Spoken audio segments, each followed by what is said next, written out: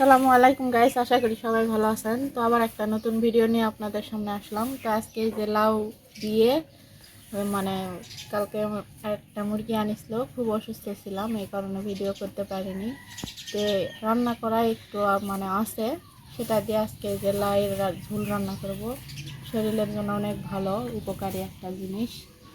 তো অসুস্থর কারণে আমি কালকে ভিডিও করতে পারিনি, ওই কারণে আজকে করেছি, একটু শরীরটা ভালো লাগছে বলে। তো অনেকটা লাউ এই যা এখন মনে করেন অনেক দাম। আমাদের এখানে এই লাউটা নিয়ে আসছে 30 টাকা দিয়ে। তো অনেক ভালো, এই যে টাটকা।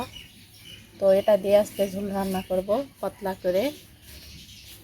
তো এখন কেটে নেই। এই যে দেখছেন কি সুন্দর নরম, সুন্দর লাউটা। লাউয়ের কালারটাও যেরকম, আমার জামার কালারটাও ওরকম সেম, এই কারণে একেবারে ম্যাচিং হয়ে গেছে। তো এখন একটু ছিলে নিয়ে কাটে নেব। মুরগির মাংস দিয়ে পাতলা করে ঝোল রান্না করলে অনেক ভালো লাগে খাইতে, এই কারণে আজকে ভাবলাম যে কী করব। তো লাউ দিয়ে এই তো মুরগির মাংস দিয়ে একটু ঝোল রান্না করি, অনেক ভালো লাগবে। তো ঝোলের জন্য লাউটা ডুমডুম করে কাটাটাই বেটার। এই যে তো ভাবলাম বিচি সহকারে দিব, তো দিব না, কারণ ঝোলে বিচিগুলো ভেসে থাকবে, দেখতে খারাপ লাগবে, এই কারণে বিচিগুলো ফেলে দিলাম।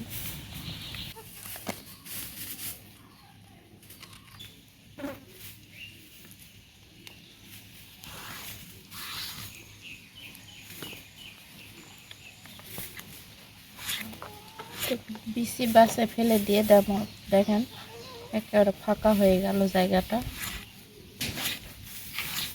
বিচি শক্ত না, এই যে দেখেন বিচি অনেক নরম। তারপর আমার মানে খারাপ লাগছে, এই কারণে বেছে ফেলে দিলাম।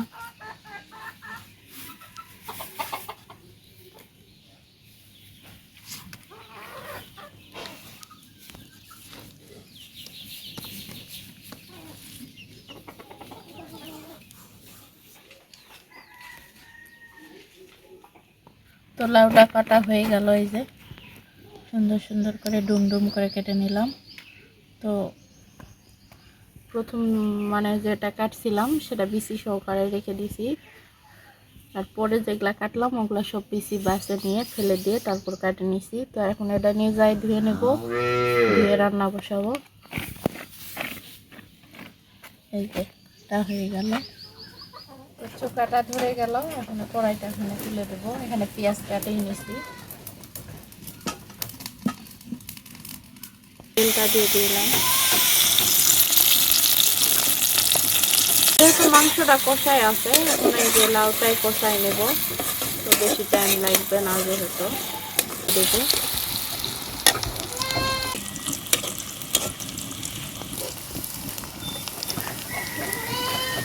এখানে এখন এই যে কালো একটা এলাচ, সাদা এলাচ আর 3টা দারচিনির টুকরো দিয়ে দিলাম।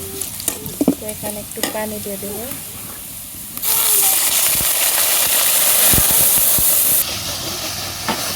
ক্যামেরা অফ থাকার কারণে আমি আগে মানে মশলাটা দিয়ে নিছি, বাটা মশলা।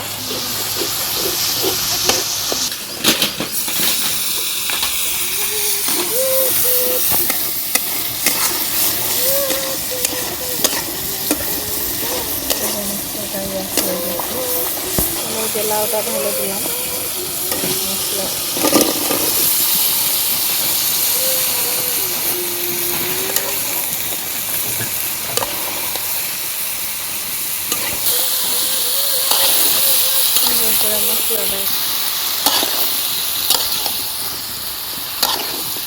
মশলাটা একবারে উষ্মিস হয়ে গেছে, এখন নাড়াচাড়া করে ঢাকনা দিয়ে ঢেকে দেবো।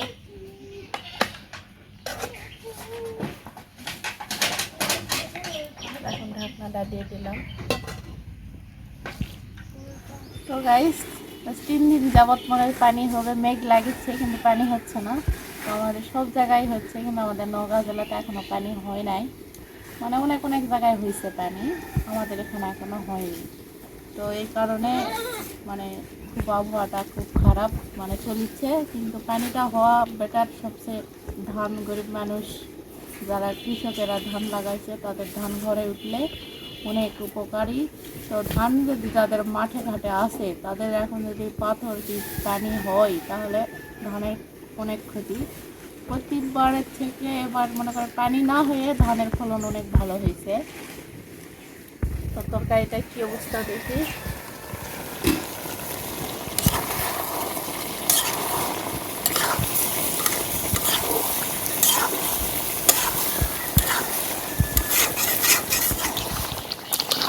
তো দেখেন আমি লাউয়ের পানি দেইনি, মানে লাউয়ের পানি লাউ সিদ্ধ হয়ে গেছে। এখন এখন মুরগির কষা মুরগির মাংসটা কষা আছে ওটাই ঢেলে দেবো এখন, এখানে দিয়ে একটু নাড়াচাড়া করে ঝোল দিয়ে দেবো। তখন এটা সুন্দর হয়েছে, মানে লাউয়ের পানি দিয়েই লাউ কষা হয়ে গেল।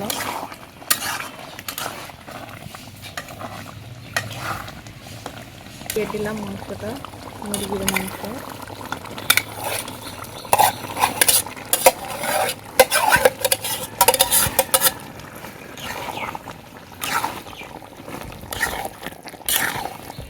মানে তরকারিটা স্বাদ হবে।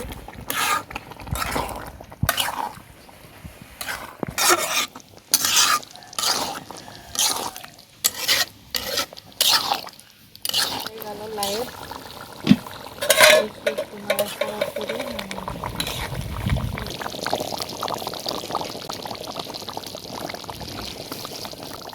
বের হয়ে গেছে, মানে এতই সুন্দর লাউটা সুন্দর হয়েছে। মানে লাউয়ের পানি দিয়ে লাউ কষা হয়ে গেল। আমি অল্প পরিমাণ পানি দিয়ে রান্নাটা সারে নিলাম।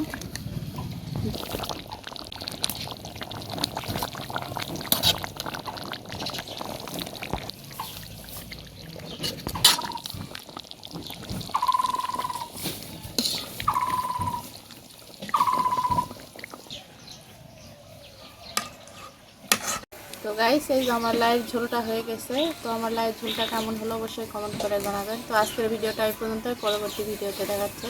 আল্লাহ হাফেজ, সবাই ভালো থাকবেন।